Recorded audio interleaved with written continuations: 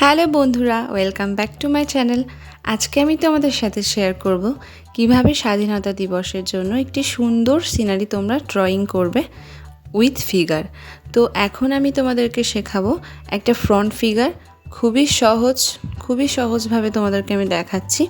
তো দেখো, ইউ শেপের আমি এখানে ফেস করে নিয়েছি। তারপরে আমি এখানে সুন্দর করে চুল এবং ওর বেনি, মাথায় ফুল দেওয়া আছে, এই করে নিলাম। তারপর শাড়ি আমি তো পরাচ্ছি এখানে স্বাধীনতা দিবসের জন্য।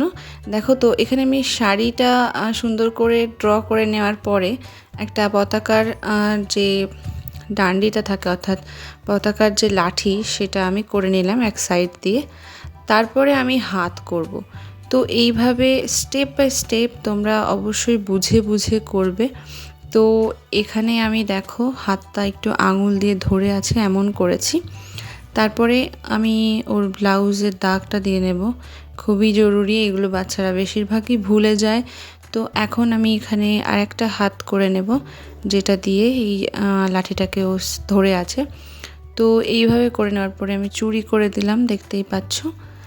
এই ফাঁকে বলে রাখি, আমার চ্যানেলে নতুন হলে প্লিজ চ্যানেলটিকে সাবস্ক্রাইব করে দিও, ভিডিওটিতে অবশ্যই একটা লাইক করে দিও, শেয়ার করে দিও ফ্রেন্ডস অ্যান্ড ফ্যামিলির সাথে। ভিডিওটি যদি একটু হেল্পফুল লেগে থাকে অবশ্যই লাইক করো কিন্তু, আর কমেন্ট করে জানিও। তো এখন আমি শাড়ির কুচি আর শাড়ি করে নিলাম। এবার আমি নিচে ওর পা দুটো করে নেব। তো এইভাবে করে নেওয়ার পরে আমি পতাকা করব। এখানে আমি পতাকাটা দেখো একটু ফোল্ডিং স্টাইলে করেছি। তো তার জন্য আমাদেরকে কিন্তু পতাকা এইভাবে ড্র করতে হবে, যাতে মনে হয় যে এটা হাওয়ায় ফোল্ড হয়ে গেছে, সেই ব্যাপারটা আমি কিন্তু এখানে ড্র করেছি। তো দেখো তোমরা, খুবই সহজ, ছোটদের জন্য তো পারফেক্ট। আর বড়রাও চেষ্টা করতে পারো এমনভাবে, যারা মনে করছো সবে ফিগার শিখছো, তাদের জন্য কিন্তু একটা পারফেক্ট সিনারি। আমি এখানে চোখ করে নিচ্ছি, আর নাক তো করবই দেখো, আর ঠোঁট করে নিলাম। তো এইভাবে কিন্তু খুব সহজভাবে, দেখো এখানে আমি নাকটা আরও সহজ করে তোমাদের জন্য করে দিচ্ছি। তো এইভাবে নাকটা আরও সহজ করে দিলাম। তারপর আমি চোখ করে নিচ্ছি।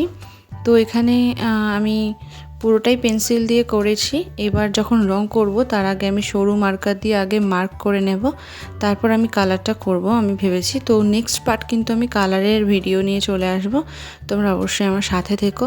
তো দেখো, এখন বেনিটা কমপ্লিট করে নিলাম।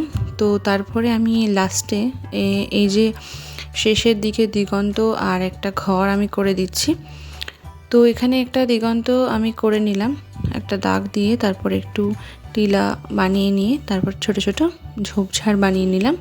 তারপর এইভাবে ঘাস করে নিলাম, একটা সূর্য করে নিলাম। এইভাবে কমপ্লিট হলো আমাদের সিনারিটা। কেমন হয়েছে তোমরা কিন্তু জানিও। দেখা হচ্ছে নেক্সট ভিডিওতে, ততদিন অবধি ভালো থেকো, বাই।